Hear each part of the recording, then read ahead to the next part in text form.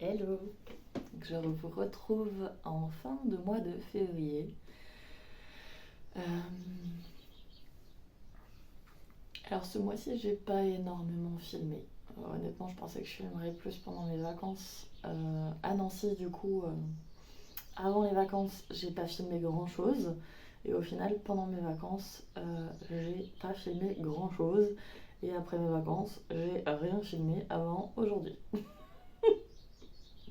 On va être sur un vlog court. Alors, qu'est-ce qui s'est passé ce mois-ci? Alors j'ai passé quelques jours à Nancy avec le meilleur pote de mon chéri. Avant ça, je suis passée à La Rochelle vite fait aussi. J'ai beaucoup pris de temps pour me renseigner sur le SOPK, puisque le diagnostic est en train de tomber. Donc je suis donc atteinte d'un syndrome des ovaires polykystiques, qui pourrait s'appeler syndrome des ovaires polyfolliculaires, puisque l'idée c'est que en gros l'ovule n'arrive pas à maturité et reste sous forme de kyste. C'est pas des vrais kystes, c'est des follicules. Donc l'ovule reste au niveau des ovaires et n'atteint pas la maturité.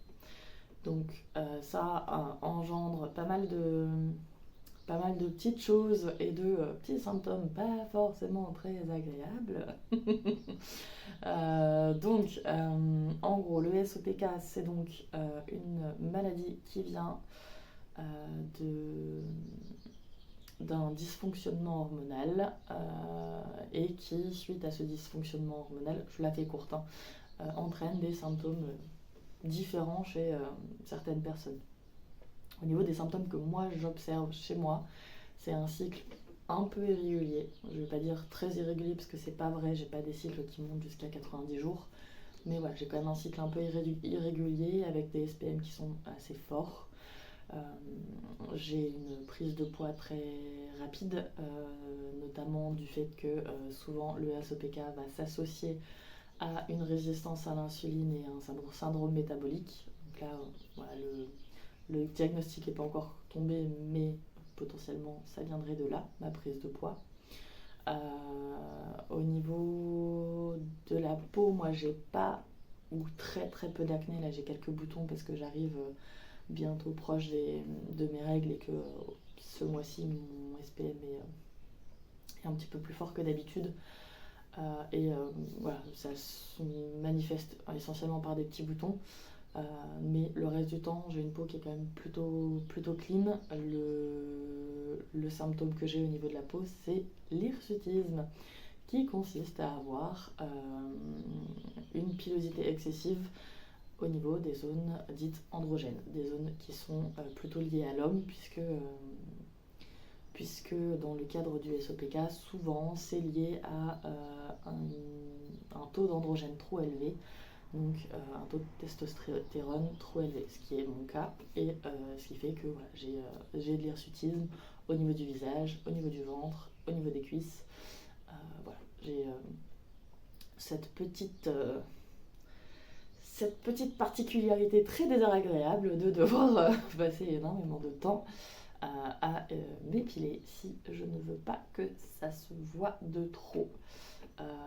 Et en ce moment, ça met beaucoup à mal ma confiance en moi, mon estime, enfin, plutôt ma confiance en moi, mon estime de moi n'est pas forcément impactée par ça parce que j'ai conscience de la valeur que j'ai et que ça n'impacte pas ma valeur. Par contre, ma confiance en moi est quand même beaucoup affectée par ça parce que c'est compliqué de se montrer au monde quand on a des caractéristiques physiques qui se rapportent à un homme alors qu'on est une femme et que c'est pas toujours évident en fait de se montrer avec ça. Donc voilà, ma confiance en moi est un petit peu altérée par ça. J'ai d'ailleurs dernièrement eu besoin de reprendre un petit peu de maquillage, ce qui ne m'était pas arrivé depuis longtemps. Je pense que je ne m'étais pas vraiment maquillée régulièrement depuis presque une dizaine d'années. Et là, dernièrement, j'ai ressenti le besoin voilà, de mettre une bébé crème, donc rien de bien rien de bien épais, rien de bien euh, important en termes de maquillage, mais voilà, simplement une crème légèrement teintée pour homogénéiser ma peau et avoir l'impression d'être un peu plus armée face au monde et me sentir voilà, mieux dans ma peau, mieux dans l'image que je renvoie en fait, hein, tout simplement. Alors, pour ce qui est de l'image que je renvoie, évidemment, mon poids ne me facilite pas la tâche. En tant que prof de yoga, c'est quand même pas toujours évident d'être une femme ronde et d'avoir des rondeurs qui augmentent de plus en plus. Ça fait vraiment partie des symptômes qui me mettent en difficulté. Euh, alors mon hygiène de vie est pas extraordinairement bonne, c'est-à-dire que j'ai pas une hygiène de vie qui est très cadrée et où je vais arrêter tous les extras.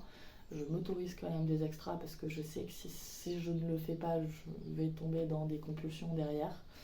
Donc j'accepte d'avoir quelques extras de temps en temps, mais j'essaye d'avoir quand même une alimentation et une hygiène de vie qui est correcte et qui est plutôt bonne, dans le sens où j'ai une activité physique qui est très présente. Je vais courir 2 à 3 fois par semaine. Je fais des séances de fitness 3 à 4 fois par semaine. Ce qui fait qu'au final, j'ai une journée de repos par semaine. Mais ça, c'est important pour la récupération physique. Et voilà, je me fais un programme qui est cadré dans le sens où je laisse du temps de repos aux zones du corps que je travaille. Par exemple, après une séance de bras, je ne vais pas réenchaîner sur une séance bras. Je vais enchaîner soit sur un running, soit sur une séance bas du corps. Mais donc pour ce qui est de la pratique physique sportive, ça, voilà, il n'y a aucun souci. Je la tiens et je la maintiens parce que ça me fait du bien. J'en ai vraiment besoin. Et que quand je pars en vacances, où là, c'est un peu plus difficile à mettre en place. Par contre, pour ce qui est de l'alimentation, c'est là où ça pêche un peu de temps en temps, mais voilà, je ne veux pas non plus arriver dans un cadre trop strict où je vais me retrouver à me priver trop et finir en compulsion derrière, où j'ai pas envie, quand je vais chez des amis, dire bah non, moi je mange pas ça parce que.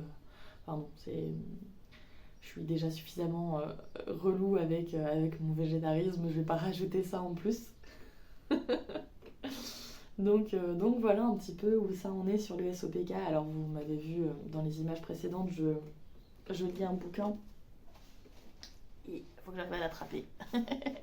Donc je lis ce bouquin-là. Alors c'est SOPK, Vivre en harmonie avec le SOPK, syndrome des ovaires polykystiques, de Iman Harmony, et il est super bien fait. Il est vraiment hyper intéressant parce que il explique vraiment tout ce qui est en lien finalement avec le SOPK, et elle traite de son... Elle part de son... 3, 4, retrouve tes mots, Oran. Elle part de son expérience pour expliquer le SOPK et ce qu'elle a mis en place pour le limiter. Et voilà, ça, c'est intéressant dans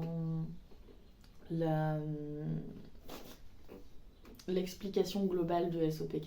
Alors ça n'empêche que je suis quand même suivie par des spécialistes sur le sujet, et que les choses vont se mettre en place petit à petit, et au fur et à mesure je vous en parlerai dans les vlogs, voilà, je vous ferai des petites explications au fur et à mesure, puisque l'idée c'est quand même aussi de partager cette expérience là, les vlogs c'est pour partager le quotidien, et ça pardon, nuit compliquée. Donc ça fait partie aussi du quotidien et de ce qui impacte ma vie au quotidien. Donc voilà, j'en reparlerai et je vous donnerai plus d'informations. Voilà, le mois prochain, pour le mois de mars, je pense que je vais essayer d'axer le vlog sur les vacances. Je suis pas sûre de filmer beaucoup autre chose, mais les vacances au Maroc, ça va être vraiment le highlight du mois. Et j'ai envie de vous faire un petit vlog voyage pour vous partager mes trucs et astuces et vous faire découvrir ce pays que j'aime et qui est vraiment gravé dans mon cœur depuis bien longtemps, puisque j'y ai habité entre 2000 et 2003. Donc j'ai passé de mes 5 à mes 8 ans au Maroc et voilà, c'est important pour moi d'y retourner et de reconnecter un petit peu avec ce pays et de faire découvrir à mon chéri le Maroc et le désert qui est encore plus cher à mon cœur. Donc c'est d'ailleurs pour ça que j'organise avec une copine une retraite de yoga et énergétique dans le désert en avril. Donc, il reste encore des places si ça vous tente. Et je vous mets dans la barre d'infos le lien pour en savoir un petit peu plus sur cette retraite du 7 au 13 avril aux portes du désert, pendant laquelle on va vous partager un petit peu comment rayonner au monde et rayonner son feu intérieur en connexion avec le désert. Sur ce, je vous souhaite une très belle fin de journée. Prenez très bien soin de vous et à très bientôt. Namaste.